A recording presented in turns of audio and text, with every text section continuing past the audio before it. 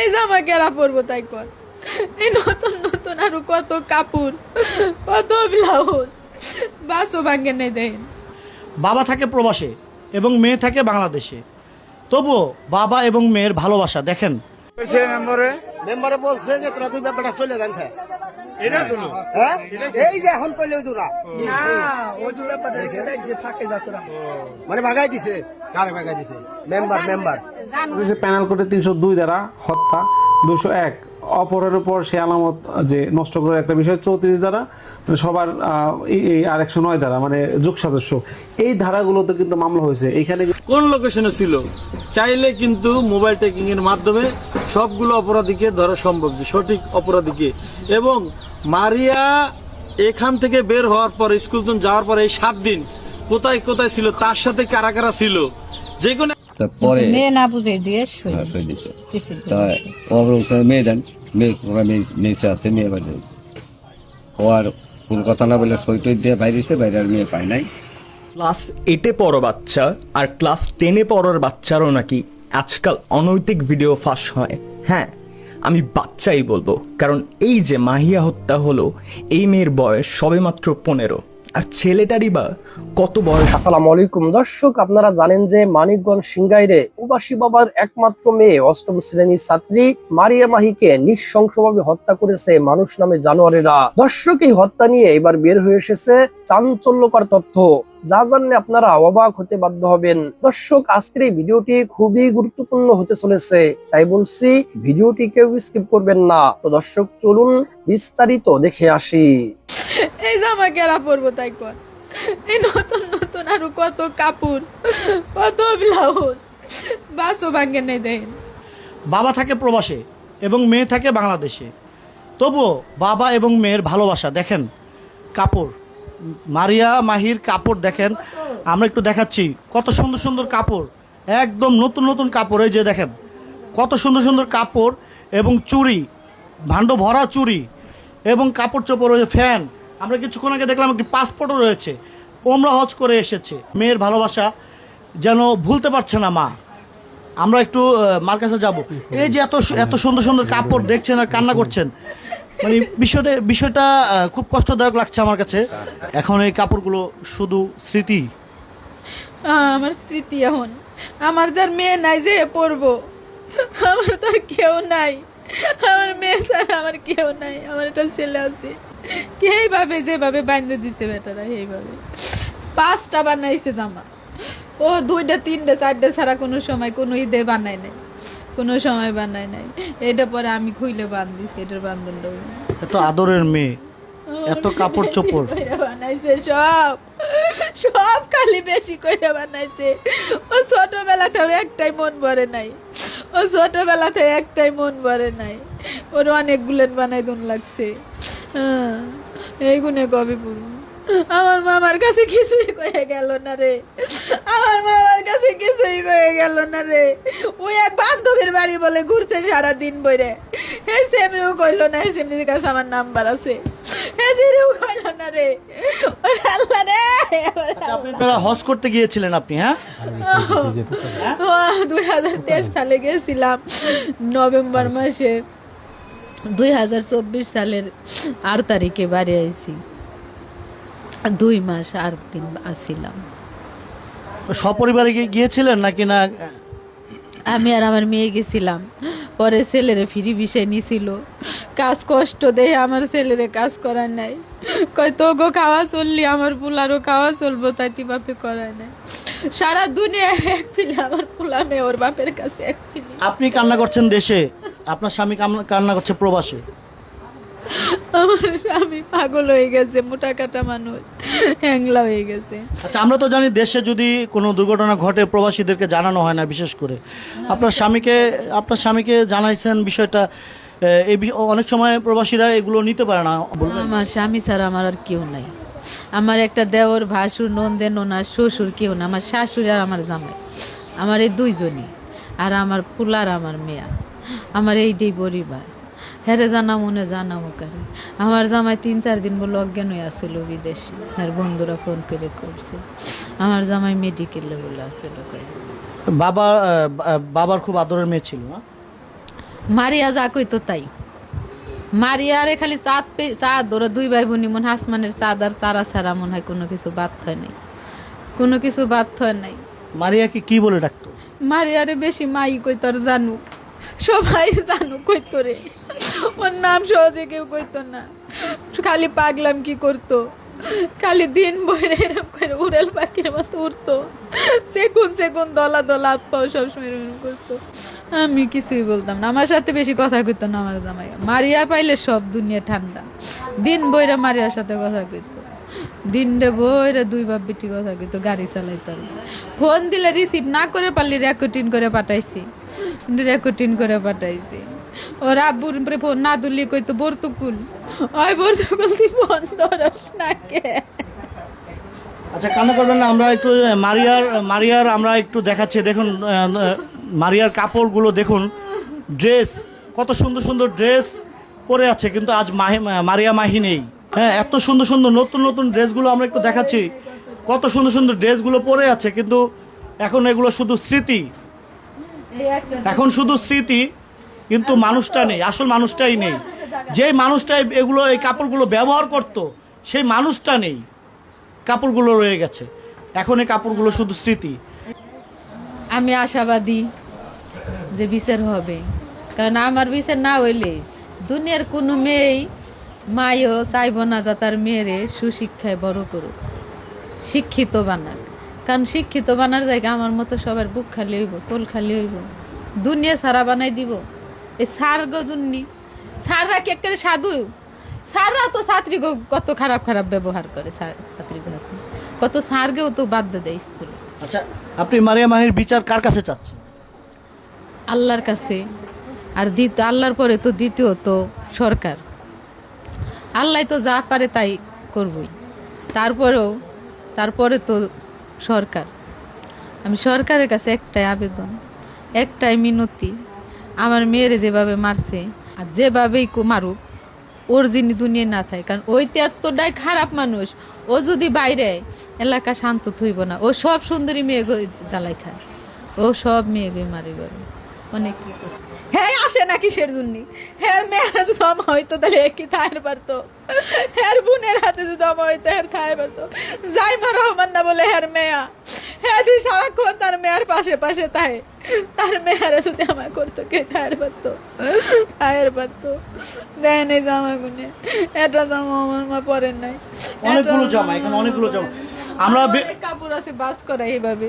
আমরা প্রত্যাশা করব এই ভিডিওটা যদি বাংলাদেশ সরকারের নজরে যায়, বাংলাদেশ সরকার যেন মারিয়া মাহির এই বিষয়টা খতিয়ে দেখে এবং যারা আসামি রয়েছে তার সাথে যারা অন্যায় করেছে, অন্যায়কারীকে যেন দ্রুত আইনের আওতায় এনে বিচার নিশ্চিত করে, সে প্রত্যাশা। মেম্বারে বলছে যে তোরা দুই ব্যাপারটা চলে যান, এই যে এখন কইলে মানে ভাগাই দিছে, কারে ভাগাই দিছে? মেম্বার পোলারে নাম কি কোন পোলারে বাগাইলো? মানে জানুয়ার হলে জানুর পোলা ভাগাই দিছে, কইলো ওই যে বাসটা কইলো এই মাত্র কইলো যে তারে ভাগাই দিছে মেম্বার। কোন মেম্বার তা তোরা নাম কইলো বরাবর তারে তুই। ভাই, দেশ জুড়ে আলোচিত মাহে মাহি হত্যা মামলা গত সপ্তাহে যে একটা শুনানি রায় হয়েছিল, সেই রায়ের পরিপ্রেক্ষিতে আপনি একটা ভিডিও করছিলেন, আর ভিডিওটা কিন্তু ব্যাপকভাবে ভাইরাল হয়। ভাই, আপনি সেই সম্বন্ধে কিছু কথা বলেন যে বর্তমান এই মামলার অগ্রগতি কত দূর?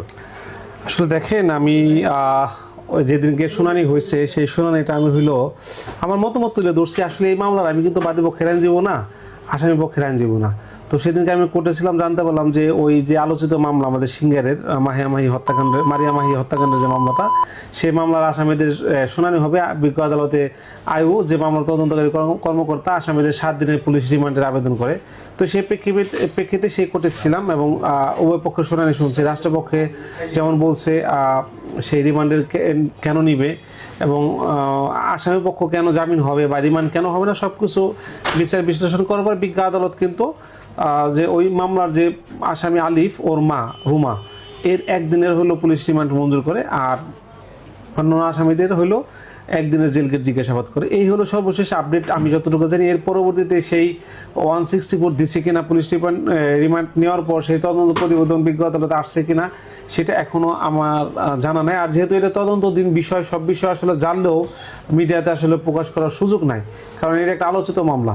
তো এই মামলাটা নিয়ে এমনিতেই কিন্তু বিভিন্ন জন বিভিন্ন কথা অলরেডি বলতেছে, কিন্তু এই মামলার ওই আলিফ যে তাকে শিশু বলাতে অনেকেই দেখলাম আমার পর খেপছে, কিন্তু আমরা আসলে যেহেতু আইনের মানুষ, কোর্টে প্র্যাকটিস করে আইনের বাইরে যাওয়ার সুযোগ নাই। তো বাংলাদেশের আইন অনুযায়ী হলো 18 বছরের নিচ পর্যন্ত সবাই কিন্তু শিশু।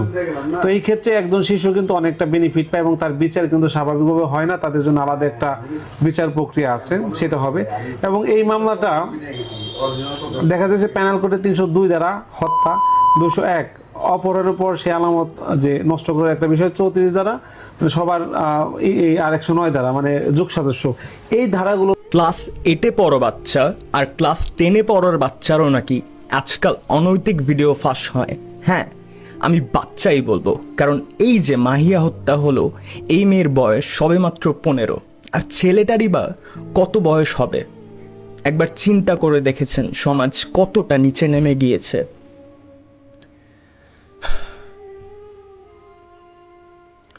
এর মরদেহটা যখন পাওয়া গেল তখন সবাই একটা জিনিস নিয়ে খুব ব্যস্ত, আসামি ধরতে।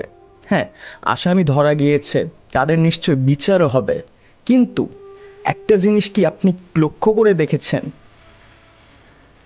এই ধরনের ঘটনাগুলো আজকে প্রথম ঘটছে না। দোষ কার? বাবা মা, আমার, আপনার, শিক্ষা প্রতিষ্ঠানের সবার। কারণ কি জানেন, আমরা এতটাই ব্যাড প্যারেন্টিংয়ের যুগে চলে এসেছি যে আমরা পারি না আমাদের সন্তানকে শাসন করতে। সন্তানের হাতে একটা ফোন ধরিয়ে দেবেন, সন্তান কি করছে, কোথায় যাচ্ছে, কার সাথে মিশছে, কিছুই তো দেখবেন না। আর রইল মাহিয়া যে স্কুলে পড়াশোনা করতো, আমারও নিজের স্কুল, আমার বোনও পড়াশোনা করছে ক্লাস 9-এ শাহরাল উচ্চ বিদ্যালয়ে। এই বিদ্যালয়ে বিগত 3 বছরে মানিকগঞ্জের সব থেকে ন্যূনতম স্কুলের রেকর্ড করেছে। পড়াশুনো তো হয়ই না, এটা সবাই জানে, আমার এলাকার সবাই জানে। স্যাররা গিয়ে গিয়ে ক্লাসে আড্ডা পর্যন্ত দেয়। ইভেন আমি যখন পড়াশুনো করতাম স্যাররা আড্ডা দিত মাঝে মধ্যে, আমার প্রচণ্ড পরিমাণে বিরক্ত লাগতো।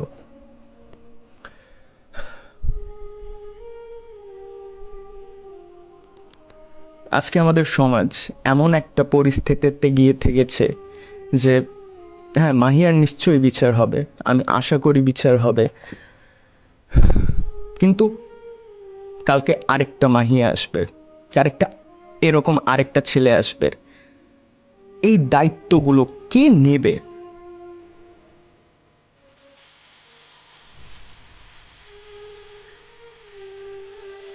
আপনার বাচ্চাকে শুধুমাত্র ফোন ধরিয়ে দিয়ে শান্ত থাকবেন না। আপনার বাচ্চা কার সাথে মিশছে, কি করছে, কি খাচ্ছে, নেশা করছে নাকি পড়াশুনো করছে, সেটা দেখার দায়িত্ব আপনার। ভাই হিসেবে, বাবা হিসেবে, বোন হিসেবে আপনাদের সবার কর্তব্য এখন থেকে নিজেদের সন্তানদের অন্তত বিন্দু পরিমাণে একটু শাসনে রাখবেন। হ্যাঁ, আমিও খুব একটা ভালো মানুষ নই, তারপরও অ্যাটলিস্ট আমার বাবা মা আমাকে এই ন্যূনতম শাসনটা দিয়েছে যে একটা মেয়ের সাথে কিভাবে ভদ্রভাবে কথা বলতে হয়।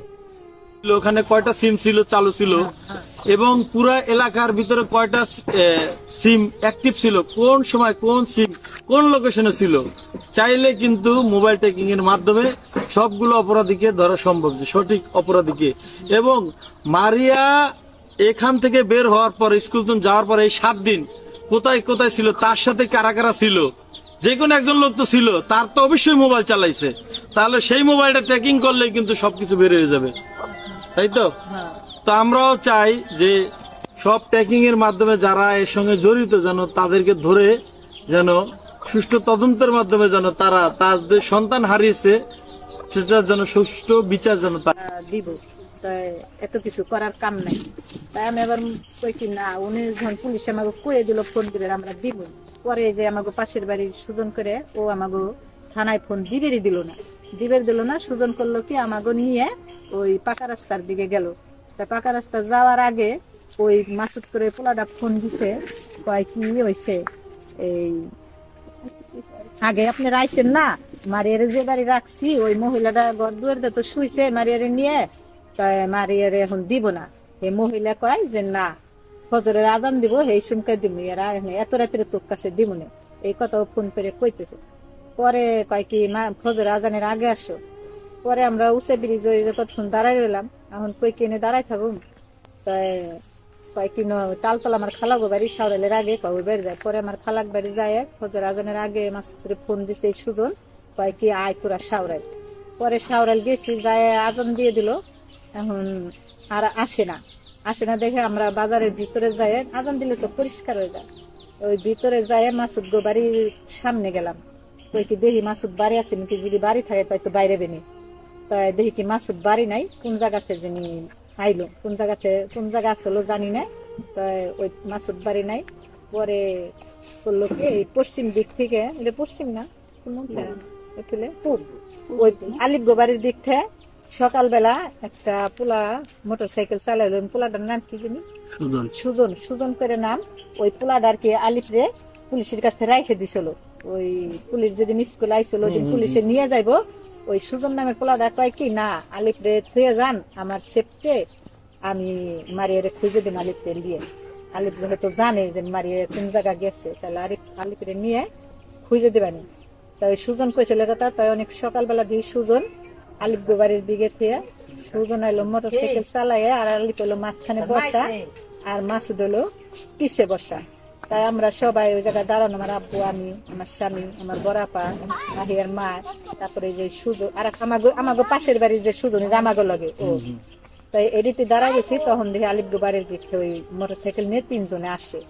তাই আসার পর ওই জায়গায় একটা বিট, ওই জায়গা থামাইছে, একটু স্লো করছে। পরে আমার বোন ওই মাহিয়ার মা দৌড় পারে যায়, কয় কি তোরা আমার মারিয়ার কোন জায়গায় রাখছে, আমার সারা রাত বেড়া আমার বসায় রাখলি, ঘুরাইলি, কিন্তু আমার মাহিয়ার টাকাও নিলি, তাই মাহিয়া কো। তো ওই পোলাটা কয় কি হয়েছে, মাহিয়ারে আনবের যাইতেছি। তখন আর কি খুব সকাল, সূর্যটা উঠে নাই, কয় কি আনবের যাইতেছি, কয়ে আমাকে বাজারে দাঁড়া করায় রাখে। ওরা কখন পর আমরা ফোন দেয়, কয় এই আসতেছি মনে করতে 7টা বাজে গেছে। পরে আমরা বাড়ি চলে আইলাম। বাড়ি চলে আসার পরে আমার জ্ঞান কর যে সুজন, হ্যাঁ রে কইলাম যে তুই ওগো কথায় ভুইলে। ও আবার কইছে, কয় মাসুদের ভাই হইলো আমার বন্ধু, যেভাবে হোক আমি ও গাইনে দেব। আবার আমার জ্ঞান কর যে সুজন আমাকে টাকা লাগে, ও কয় তোকে 5,000 টাকা ওরা নিয়ে গেছে, যদি না দেয় আমি দিব তোকে টাকা। আমি কই টাকাটা তো বড় না, মারিয়ার ওরা আমাকে দিয়ে যদি 5 লাখ টাকাও চাইতো তাও দিয়ে আনতাম, কিন্তু এরকম ষড়যন্ত্র না করলো, তুই করলি না ওরা করলো, কিরা করলো, আমরা তো এটা বুঝে পারলাম না। পরে আমরা ওই দিন থানায় এই কথাটা জানাই যে এইভাবে আমাকে লাগে করছে।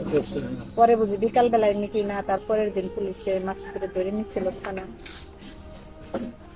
নেওয়ার পরে এই মাহিয়ার মায়ের নিচে থানায়, তারপরে ওই আলিপের গার্জেন আনছে, আলিপুর সবাই নিচে, উনি নিয়ে থানায় কি বিচার করছে না কি করছে জিজ্ঞেস করে না তোরা যে 5,000 টাকা নিলি, মানে কি জিজ্ঞাসা, আমি তো থানায় যাইনি, আমি তো জানি না।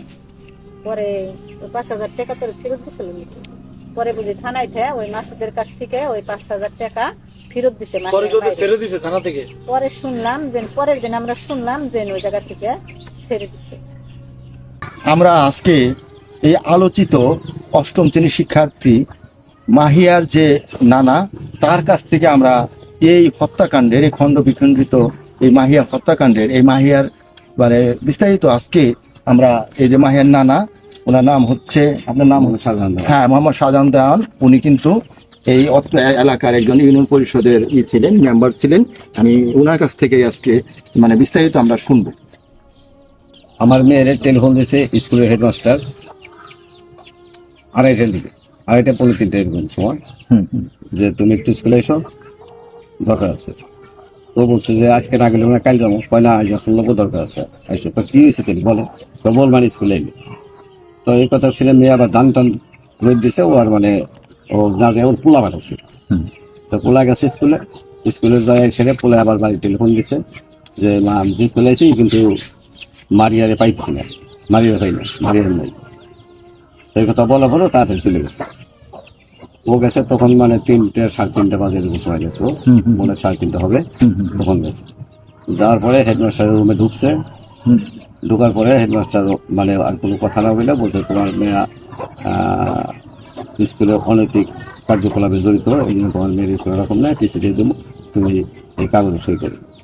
একটা সাদা স্ট্যাম্প না, সাদা কাগজ জানি না, ও তো চিনে না, যখন চিনে না, এদিকে মেয়ে পাই না, আমি মেয়ের কথা কই সই করুন, আমার মেয়ে দেন, কয় মেয়ে বাইরে আসছে, তো ওই কথা বাইরে বাজার নাই, ওর কাছটা সই রাখছে। ওখানে আসলে মানে চাকরির পরে না, আসলে হেডমাস্টার ছিল, আর ওই আইটিসি করে যে আইটিসি যে ক্যামেরা দেখে স্কুলে, সিসিটিভি ক্যামেরা দেখে ও ছিল। আর একটা মেয়ে ছিল ওই স্কুলের ম্যাডাম, ওর নাম হলো শিল্পী আক্তার, শিরিন আক্তার না, শিল্পী আক্তার, ঠিক আছে, শিরিন আক্তার ও ছিল। আর ছিল হলো আর একটা ছেলে ছিল মির্জাবাড়ির, ওর নাম হলো শরীফ মির্জা। এগুলো ছিল ওই সময়।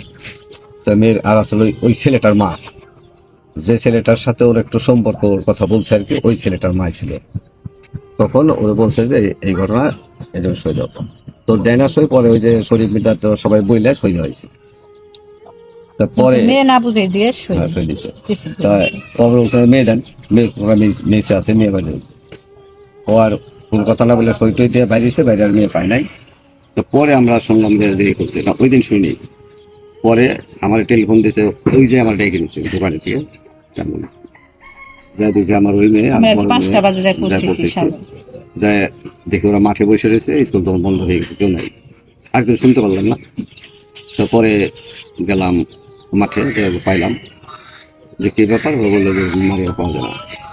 তো এখন কি ব্যাপার, ছেলেটার সাথে সম্পর্কের কথা বলে ওই ছেলেটা আর আমার নাতি আর একটা ছেলে, তিনজন যে গেছে এই দিকে তলাশে গোপালনগর।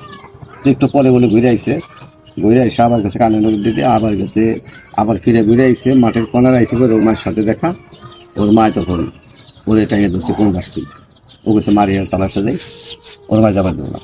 এ নিয়ে ওর সাথে একটু কথা কাটা গেছে মেয়েটার সাথে। পরে নিয়ে এসে, তো নিয়ে আইসে পরে সাইডে দিচ্ছে, চলে গেছে, কিন্তু ও আর তালাশে যায় না, ওর মায়ের নিয়ে গেছে। ওই দিন স্কুলে গেলাম, তারপরে ওই দিন তার তো সারা রাত তালাশ করতে পাইনি, মানে খোঁজাখুঁজি করছে সবাই, সব জায়গায় খোঁজাখুঁজি পাইনি। পরের দিন আবার স্কুলে গেছি, স্কুলে যে গেলাম, যে টিসি দিয়ে দিলেন, তার মেয়েটারে দিলেন না, টিসি দিয়ে দিলেন। হেডমাস্টার একটু রাগ টিসি দিয়ে অনৈতিক কাজ করে, হ্যান করে, ত্যান করে। এই সময় পুলিশ ছিল, একজন পুলিশ ছিল, দুইজন না, পুলিশ কখন পরে গেছে, 15-20 মিনিট পরে গেছিলাম, ওই সময় মনে এত ছিল। মাস্টার বললো যে আমি টিসি দিয়ে দিছি, আমরা বললাম যে টিসি দিলেন কেমনি, তো টিউন আমাদের সভাপতি, টিউনের কাছে টেলিফোন দিচ্ছি, টিউনে বলছি যে টিসি দিয়ে দেন, টিসি দিয়ে স্কুল রাখবেন। তাই আমি টিসি দিয়ে দিছি। আর মাস্টার নিয়ে বলছিলাম, মিটিং করছি, মিটিং করে মানে মিটিংয়ের সিদ্ধান্ত দিয়ে দেওয়ার। তারপরে আমরা বললাম যে যদি এই যে টিসি দিলেন মেয়েটাকে বুঝিয়ে দিলেন না, আবার স্ট্যাম্প রাখবেন, যদি একটা ঘটনা ঘটে তাহলে কিন্তু আপনি মহাবিরোধী বলবেন, আপনি বিরোধী বলবেন। ওই মেয়ে ছেলের মায়ের ওখানে আসলো, ছেলের মায়ের বললাম যে তুমিও কল বিরোধী বলবে। এবারটা কীভাবে এলো, ওই ছেলের বাড়িতে নাকি এই মেয়েটা গেছিল, যাওয়ার পরে ছেলেটার সাথে আলু দিতে ছেলে নিয়ে ওই সারাদিন ঘুরছে, বেলা 1:30 দিকে পান্ত। ওরার পরে কিন্তু পরের কথা নেই। পরে একটা জায়গায় মানে ওরা দুজন কথা বলছে, তখন 3টার আগে একটা ওই মসজিদ আছে, বাজার মসজিদের সাথে একটা জায়গা, ওখানে ওরা দুজনে কথা বলছে, ওই ছেলেটা আর এই মেয়েটা। ওই সময় বাড়ি আলাদা দেখছে, ওরা দুজন মানে কথা করতেছে, কাটাকাটি করতেছে। ওই বাড়িওয়ালা বাইরে এসে কি হয়েছে তোকে, তোরা কি করস, এই ব্যাপার। মেয়েটা বলতেছে তুই আমার লইলো, তোর জন্য আমার টিসি দিয়ে দিতেছে। ও বলতেছে আমি নিব করে, আমার দিনটা মায় আমার বাচ্চার সাথে মারবো, ভয়টা দেখাইছে। পরে উনি বাইরেছে, উনি বাইরে ওই কথা জিজ্ঞেস করে কথা বলছে, বলার পরে উনি আমার বাড়িওয়ালা আবার দুজনকে বুঝাইছে, তোমরা ফলাফল মানুষ, তোমরা এগুলি করো না, যা বাড়ি যাও, বিয়ের যোগ্য, তার তোমাকে বিয়ে আমি দিয়ে দিবি, আমার মেয়েটা ক্লাস 8-এ পড়ে, তুমিও 8-এ পড়ে, দিয়ে দিবি, বাড়ি যাও।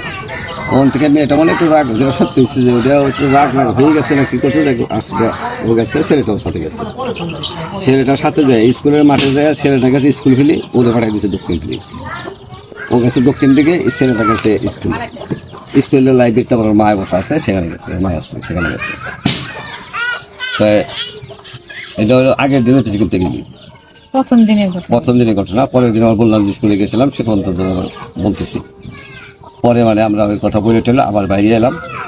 বাইরে এসে মানে খোঁজাখুঁজি করার তালে আসছি, সবাই মিলে খোঁজাখুঁজি করতেছি, কথা বলতেছি না। তাই খোঁজাখুঁজি মানে মানে 5 দিন 6 দিনের দিন, 6 দিনের দিন পরের দিন স্কুলে গেলাম। হ্যাঁ, তারপরের দিন থানায় অভিযোগ করা হয়েছে। অভিযোগ করে একদিন পরে ওই স্কুল থেকে যাই এসে থানায় একটা অভিযোগ করলাম, মানে ডায়েরির মতো করলাম যে মেয়েটা পাওয়া গেল কাল থেকে 3টার পর থেকে এখন তো পাওয়া গেল। তো পরে পুলিশ আসলো পরের দিন তো এই করার পরে পুলিশ আসলো ওই স্কুলে, মানে পুলিশে শুনছে সব, শুইলে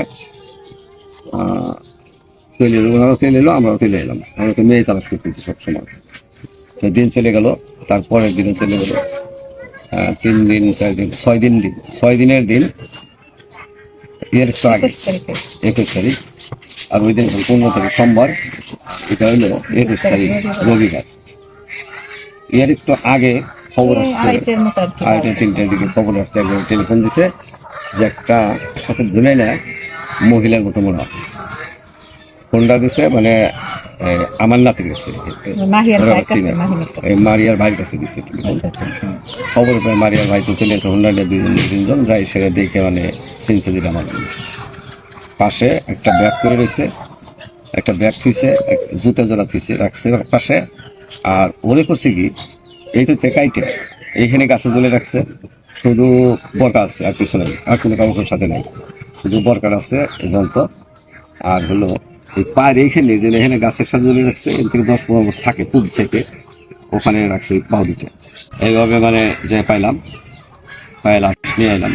শুধু হাড় আছে, মানে শরীরে মানে চামড়া বলতে নাই। ডানাকটা ভালো আছে, ডানাকটা এইভাবে চামড়া উঠে গেছে, মাথায় চুল উঠে গেছে, চুলগুলো কেটে গেছে, অনেক বেড়ে ভাগে গেছিল। এইভাবে মানে মর্গিতে থানা থেকে পুলিশ এসে মর্গি থেকে আসল আইসে ওইভাবে বাইরে ছিল, নিয়ে গেছে থানাতে করে মর্গে উঠেছে। 21 তারিখে ওইভাবে দেখলাম যে শনাক্ত, নাতি যে শনাক্ত করলে আমরা সবাই গেলাম। খুব বৃষ্টি ছিল, বৃষ্টির মধ্যে মানে এসপি সবাই গেছিল, টিউর ম্যাডাম গেছিল, বহু মানুষ, পুলিশ, ডিবি, র্যাব, এগুলো সব আসছিল। এর মধ্যে যে এই আসামিগুলোর মানে অন্য পুলিশে ধরে থানায় নিয়ে গেছে আসতো। তো সম্মানিত দর্শক শ্রোতা, আশা করি সম্পূর্ণ ভিডিওটি দেখেছেন এবং সবকিছু বুঝতে পেরেছেন। দর্শক, আমাদের দেশে একের পর এক এরকম নির্মম ঘটনা ঘটেই চলেছে। আমি মনে করি এরকম ঘটনা ঘটার পিছনে আমাদের দেশের আইন শৃঙ্খলা বাহিনী দায়ী, কারণ আমাদের দেশে বিচার ব্যবস্থা সঠিকভাবে কাজ করে না। অপরাধীরা কোনো না কোনো ফাঁক দিয়ে বের হয়ে যায়, কেউ রাজনৈতিক ছত্রছায়ায় বের হয়ে যায়, কেউ টাকার গরমে বের হয়ে যায়। এজন্যই একের পর এক এরকম নৃশংস ঘটনা আমাদের দেশে ঘটেই চলেছে। যতদিন পর্যন্ত আইন শৃঙ্খলা বাহিনী এর কঠিনভাবে বিচার করতে না পারবে, ততদিন পর্যন্ত এরকম ঘটনা আমাদের দেশে ঘটেই চলবে। দর্শক, আপনাদের কাছে আমি বিনীতভাবে অনুরোধ করি, আপনারা কঠিন থেকে কঠিন প্রতিবাদ করুন, যেভাবে পারেন আপনারা প্রতিবাদ করুন, সোশ্যাল মিডিয়াতে ভিডিও বানিয়ে পারেন, যেভাবে পারেন আপনারা প্রতিবাদ করুন, এর যেন কঠিন থেকে কঠিন বিচার হয়। মনে রাখবেন, যতদিন পর্যন্ত আপনি মুখ বুজে থাকবেন, যতদিন পর্যন্ত আপনি প্রতিবাদ করতে পারবেন না, ততদিন পর্যন্ত অপরাধ হতেই থাকবে। দর্শক, আজকের এই ভিডিও নিয়ে আপনাদের মন্তব্য কি? আপনাদের মূল্যবান মন্তব্য অবশ্যই কমেন্ট সেকশনে জানিয়ে দিবেন। আর হ্যাঁ, আজকের এই ভিডিওটি অবশ্যই শেয়ার করে দিবেন। আর এখনো যদি চ্যানেলটি সাবস্ক্রাইব করে না থাকেন, দয়া করে চ্যানেলটি সাবস্ক্রাইব করে দিবেন। আর যারা ফেসবুক পেজ থেকে ভিডিওটি দেখছেন, অবশ্যই পেজটি ফলো করে দিবেন। বেঁচে থাকলে দেখা হবে পরের ভিডিওতে। ততক্ষণ ভালো থাকুন, সুস্থ থাকুন, এই দোয়া রইল। আসসালামু আলাইকুম ওয়া রাহমাতুল্লাহ।